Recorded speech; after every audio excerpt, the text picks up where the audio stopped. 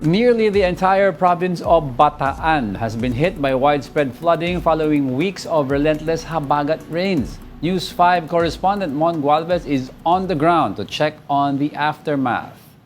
Mon, ang tanong dito is, nasa state of calamity na ba ang Bataan? Well, Jego, after several days of gloomy skies and rains, the weather is turning around this time, giving us clearer skies.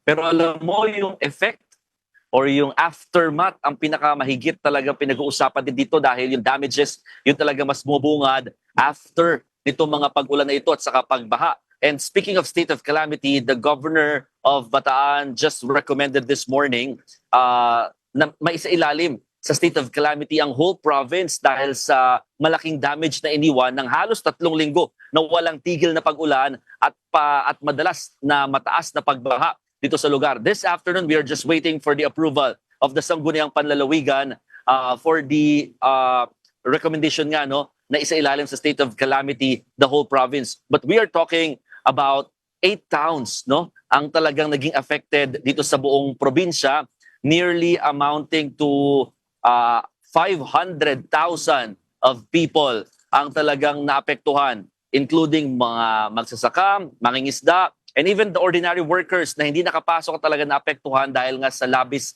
na pag-ulan. But in terms of agriculture, kanina kasi pinuntahan namin yung bayan ng Hermosa, yung pinapakita namin ngayon, lumalabas na yung pinakakalsada na talaga nalubog sa baha.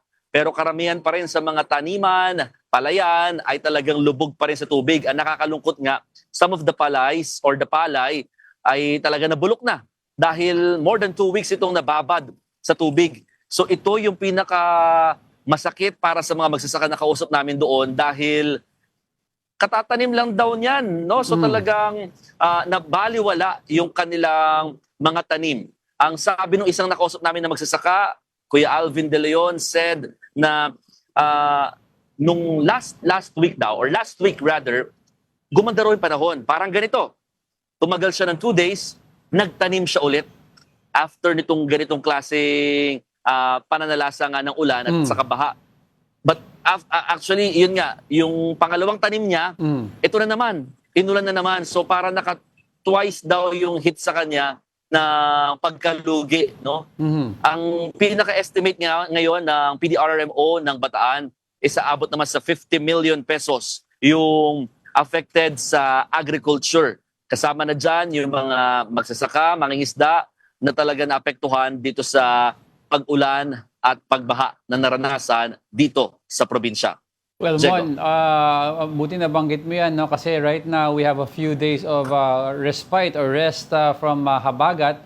Kasi supposedly babalik yan by next week. Ang tanong dito, may time pa ba yung mga towns na binanggit mo mag-recover from the baha or medyong lubog pa rin sila ngayon at mahihirapan?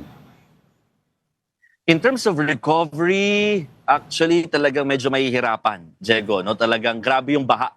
Hanggang ngayon, meron pa ring tubig sa Hermosa, Okay. especially doon sa Barangay Almacen. Although bumaba na, nasa bandang binti o tuhod na lamang yung tubig na naabutan namin doon. At ang sabi nila, it will take 2 to 3 days pa bago ito totally mag-subside. And if we are going to count those days, ito na naman yung pagbalik nung pinangangambahan na pag-ulan na naman or pagsama na naman ng lagay ng panahon dito sa probinsya. So kumbaga, makakapaglinis ng konti, pero ito na naman yung kaba, no? Yung anxiety ng mga tao dito, kahit sabihin natin na sinasabi nila they are somehow sanay na sa ganitong sitwasyon. Pero again, ang hirap na buong floor ng ground floor talagang lubog sa tubig, putik, at saka may naiiwan ng mga banlik, no, or sediments coming from the rivers, tapos umapaw. So talagang ito yung challenge para sa mga residente, particularly in 3 major hit towns na Dinalupihan, Hermosa, and here, and going papunta kasi kami sa Mariveles.